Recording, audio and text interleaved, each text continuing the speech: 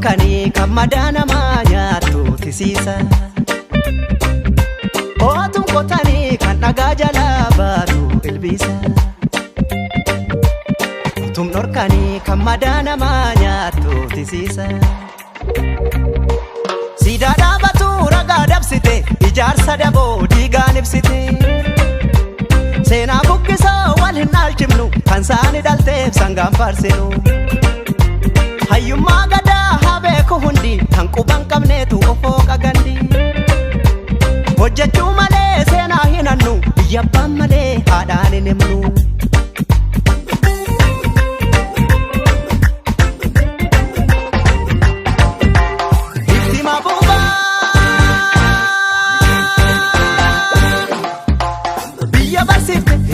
Addunyaatti arween gurgurra rummaatti shambala baba fiigichaanii looree zagaa'ee barruuni gabbisaa jeta qorannooni taaddee barsiise deellaani himuure nanaari himuure nanaari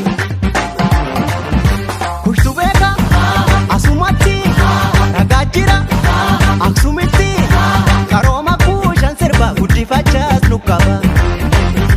Himee arwee hidee arwee himee arwee hidee arwee maqaana yaamtuun dide anis kan kootan fedhi.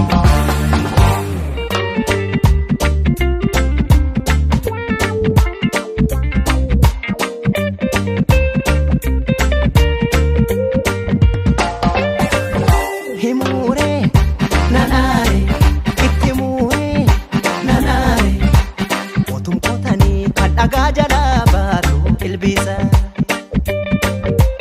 Otuun dhorkanii kan madaa namaa nyaattu tisiisa. Otuun qotanii kan dhagaa jalaa baatu ilbiisa. Otuun dhorkanii kan madaa namaa nyaattu tisiisa. Siidaa dhaabatu ragaa dabsite ijaarsa daboo diigaan ibsite. Seenaa buqqisoo wal hin dhaalchifnu kan saani dhalteef sangaan faarsinu. Hayyummaa gadaa haa beeku hundi kan quban qabneetu ofoo qagandi.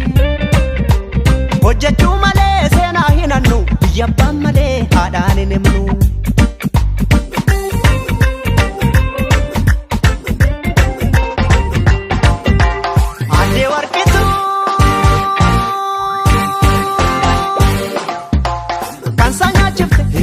Numsaani